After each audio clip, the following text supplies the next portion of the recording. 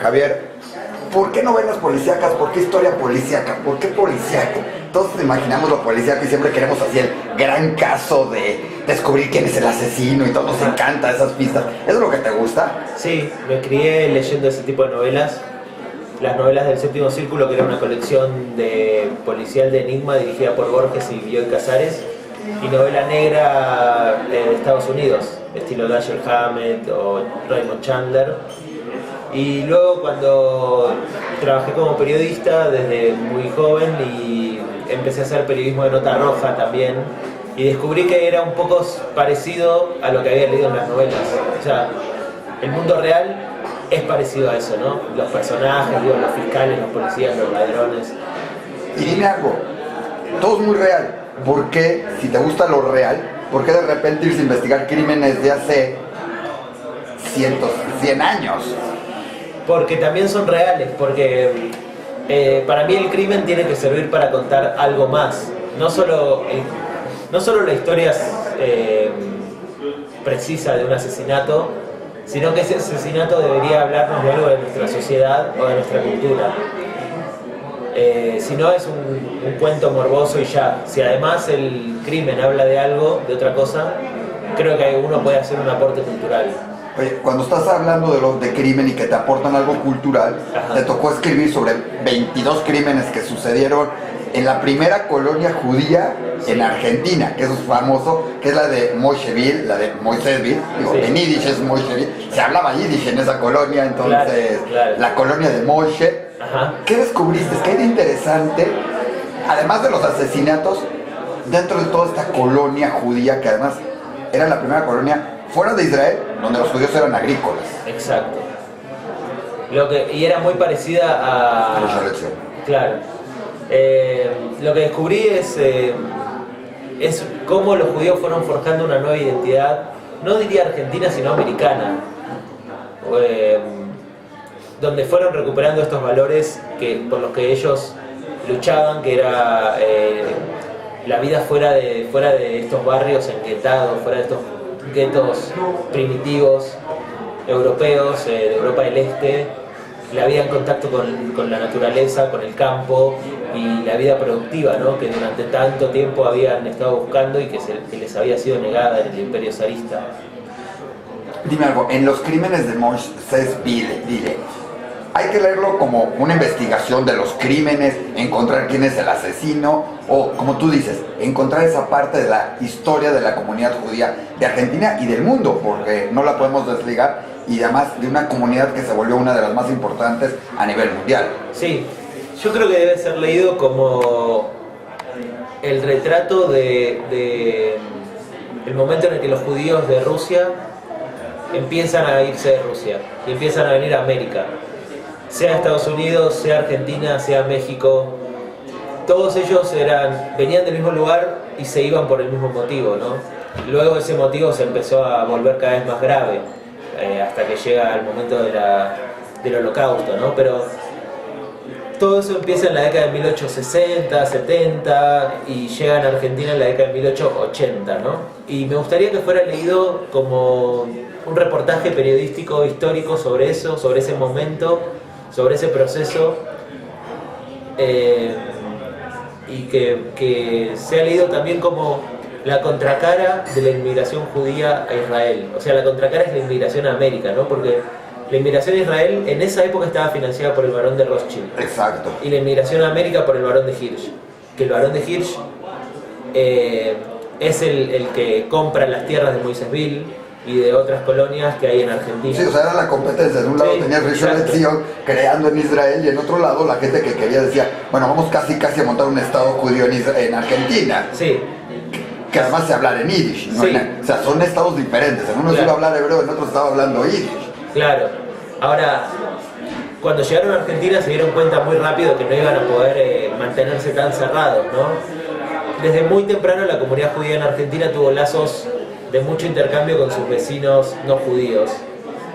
Y era un momento de la Argentina en el que 1 de cada 2 habitantes era inmigrante. Entonces estaban no solo los gauchos locales, no solo los españoles ya afincados en Argentina, sino que estaban los inmigrantes italianos, suizos, franceses, alemanes, era un gran fresco babilónico en un punto la Argentina, ¿no? Oye, Perdón, y la comunidad argentina era muy numerosa desde muy temprano en Argentina, fue como luego de los italianos y de los españoles, por ahí estaban los franceses, pero en el puesto número 4 o 5 estaban los judíos rusos, desde muy temprano.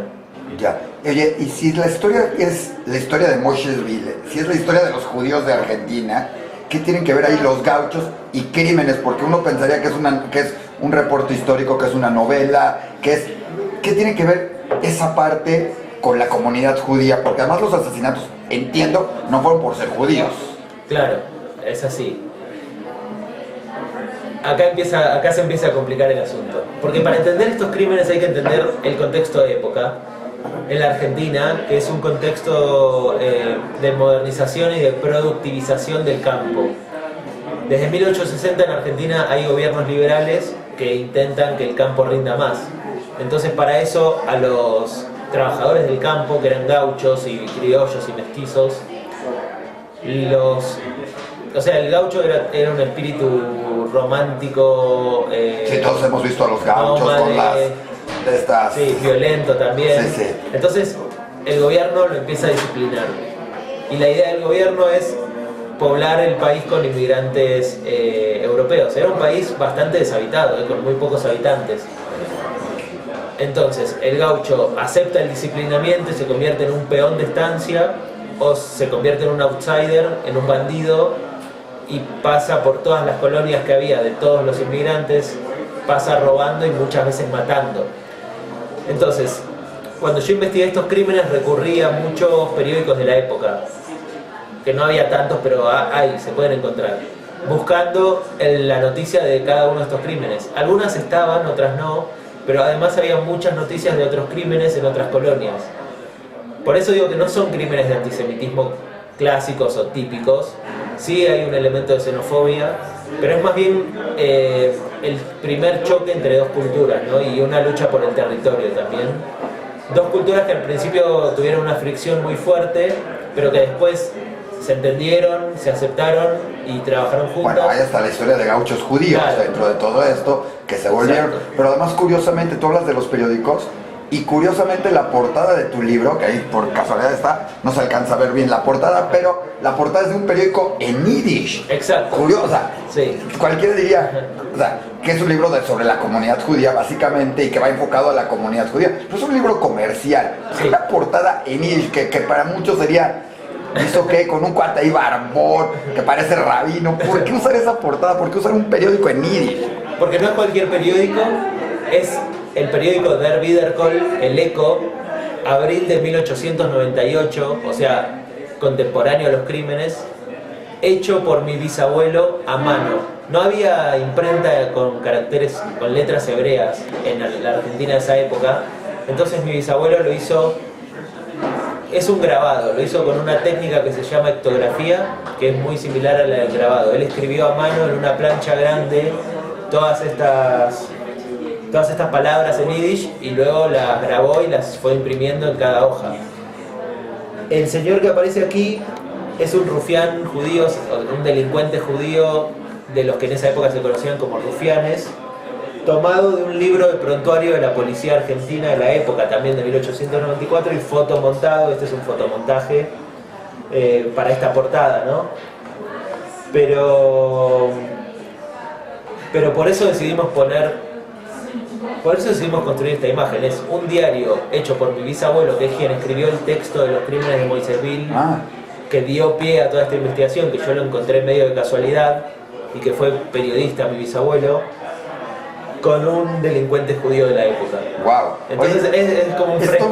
Pero además, hablar de Moshesville, dijimos, fue la primera colonia judía, pero además tiene una gran historia para lo que es hoy y lo que ha sido la comunidad judía de Argentina. Claro. ¿Cuál es la importancia? Porque igual que estás tú, nos platicabas de Berliner, nos platicas, ¿qué ha salido de ahí?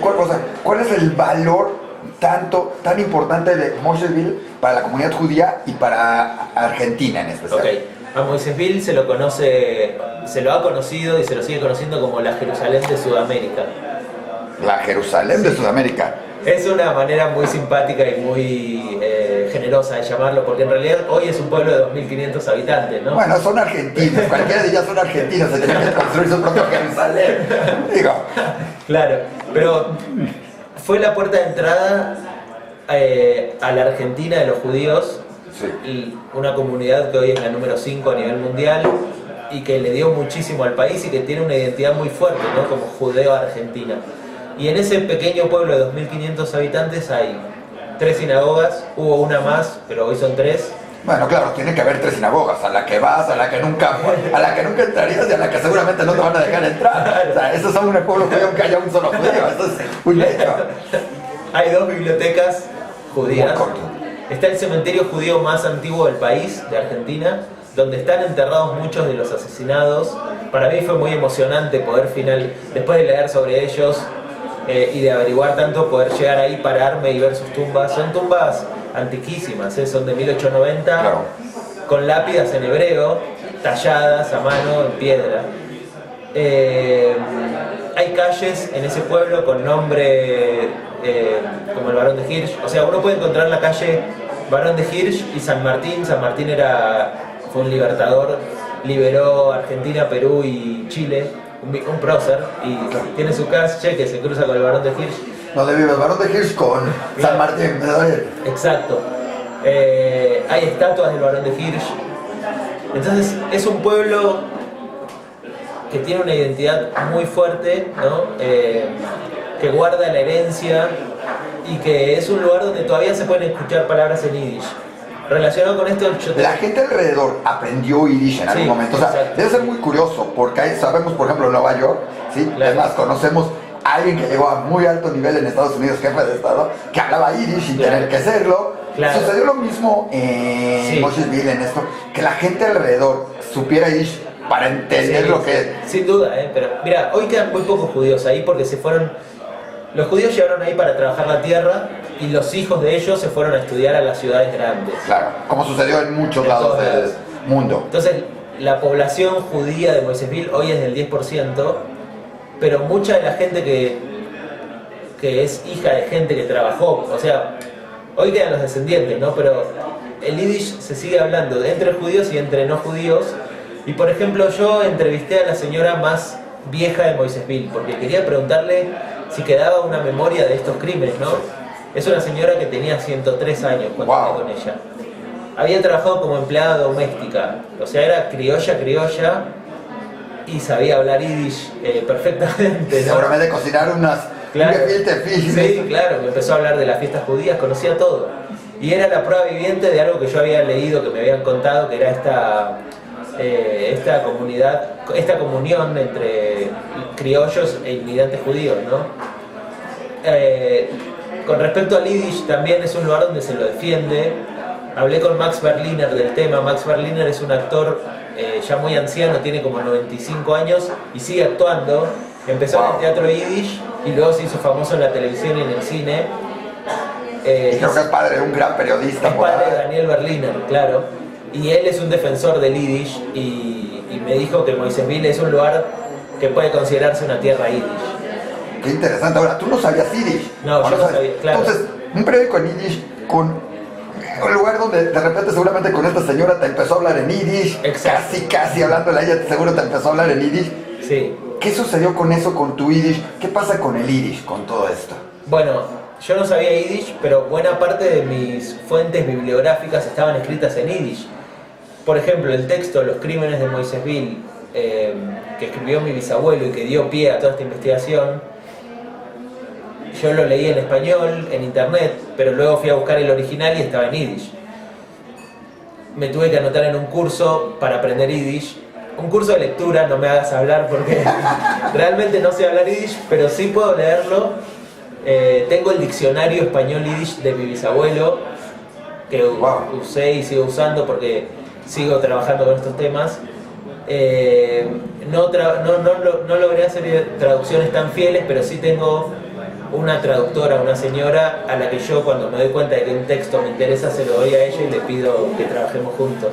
Oye, ¿y qué te han dicho, qué te ha dicho, qué sucede cuando la gente empezó a ver esto y dices, es una historia ¿qué pasa? Porque muchas veces tenemos olvidado todo eso y no nos ni siquiera regresamos a la historia, más bien estamos olvidados en ese sentido. Bueno, pasaron dos cosas. Primero, el libro funcionó muy bien, tuvo 3 ediciones en Argentina porque hubo un boca a boca muy grande, porque mucha gente no era descendiente de colonos judíos, no de Moisésville y no de colonos asesinados, pero de alguna manera la historia de las colonias judías, que hay más de 20 en Argentina, es casi siempre la misma, ¿no? Entonces mucha gente sintió mucha nostalgia por sus abuelos, por sus padres que habían pasado o por Moisésville o por pueblos similares. Y en el propio Moisésville yo estaba preocupado porque yo fui muchas veces a investigar ahí, me hice muy amigo de la gente, pero el título es Los crímenes de Moisésville, y Moisésville es un pueblo que tiene una idea. Que muchos pensarían que es un nombre de alguien. O sea, leo Los crímenes de Moisésville y pienso en un asesino. Claro. Sí, o sea, en los crímenes, sí, ya sabes. Sí. Pero además, Moisésville es un lugar que es conocido porque es... o sea, ahí se celebra la fiesta provincial de la integración cultural. Es un lugar donde el experimento de juntar gente de diferentes orígenes resultó muy bien. Entonces yo pensaba, si yo presento un libro que habla de los crímenes, que habla de lo mal que se llevaban al principio, por ahí no les gusta tanto. Pero de alguna manera este libro lo que cuenta es un proceso, que es el proceso que va de la fricción inicial a la fusión, o sea, que va de la enemistad a la amistad. Entonces cayó muy bien incluso en el pueblo de Moisésville. Ahora, dime algo. Me hablas del pueblo de Moisésville, me hablas de argentinos, me hablas de judíos. Perdón, ¿quién tiene que leer el libro? ¿Por qué en México les va, o sea, en México o en otros lados les llama la atención? Digo, seguramente a la comunidad judía le puede llamar la atención, no sé, pero ¿qué es lo que trae el libro? ¿Por qué es la parte interesante dentro de toda esta investigación que nos debe llamar la atención, que nos debe dejar a cada uno que lo leamos? Porque, como te decía antes, está el proceso ese, ¿no? O sea, yo traté de que la historia, que es muy precisa, que está contada aquí, pueda leerse también como algo más universal, que es el encuentro de dos culturas. O sea, ¿qué pasa cuando vivimos en un lugar y llega otro? ¿O qué pasa cuando nosotros nos vamos a vivir a otro lugar? ¿Qué pasa cuando dos...? Que eso sucede mucho en México, porque tenemos mucha migración hacia Estados Unidos y mucha de Guatemala para acá y de otros países, o dentro de la comunidad judía que va y llega, y en todos lados somos inmigrantes. Exacto, realmente. claro. El tema de la migración es un tema del que México habla todo el tiempo, ¿no? Y del que América habla todo el tiempo. Y estamos los Argenmex en México, ¿no? Mi tío fue Argenmex, o sea, cuando en Argentina en la década del 70 hubo una dictadura, mi tío y muchos de sus compañeros y amigos se refugiaron aquí. Entonces, ¿qué pasa cuando dos identidades se encuentran? Cuando son completamente opuestas y de ahí hay una dialéctica y surge algo nuevo. Me parece que para mí el crimen tiene que contar algo más, como decía antes, si no es un cuentito morboso y ya. Y lo que cuentan estos crímenes es eso, es un proceso de amistad, finalmente. Oye, pues muy interesante, hay que leerlo, hay que verlo, nosotros lo estamos leyendo. Es bien curioso encontrarte cosas que además se asemejan a México y a la inmigración a México o a otros países. Pues de repente hablas de las familias, de todo eso, y es como se va dando. Y lo que dices, cómo pasaron de ciertos pueblos o ciertas ciudades a las ciudades grandes, como sucedió en Argentina, que se fueron a Buenos Aires principalmente, en México, que de ciudades como Veracruz y otros se vinieron directamente a la Ciudad de México, que era, o en otros lados donde dejaron eso. Creo que eso es parte de lo interesante, y todo esto, claro, entremezclado con una investigación de un crimen, bueno, de 22 crímenes, y una pregunta, ya sabemos quién los asesinó. ¿A qué llegamos con los crímenes? ¿Encontraste al culpable? ¿Qué vamos a hacer con los culpables? Lo que hay es un enigma literario. No tanto un enigma criminal, porque eran, como te digo, eran gauchos que pasaban, robaban, mataban, pero el enigma es ¿por qué mi bisabuelo eligió escribir un texto sobre estos homicidios 50 años después? Porque los homicidios ocurren en 1890, en esa década. El texto de mi bisabuelo se publica en 1947, yo lo rescato en 2009, pero ¿por qué mi bisabuelo ya viejo elige recordar esos crímenes? Y ese es el enigma, ¿no? ¿Y eso lo vamos a encontrar en el libro? Sí, claro, al final, hay que leerlo entero. Hasta el final, no se lo pierdan, por favor. Gracias.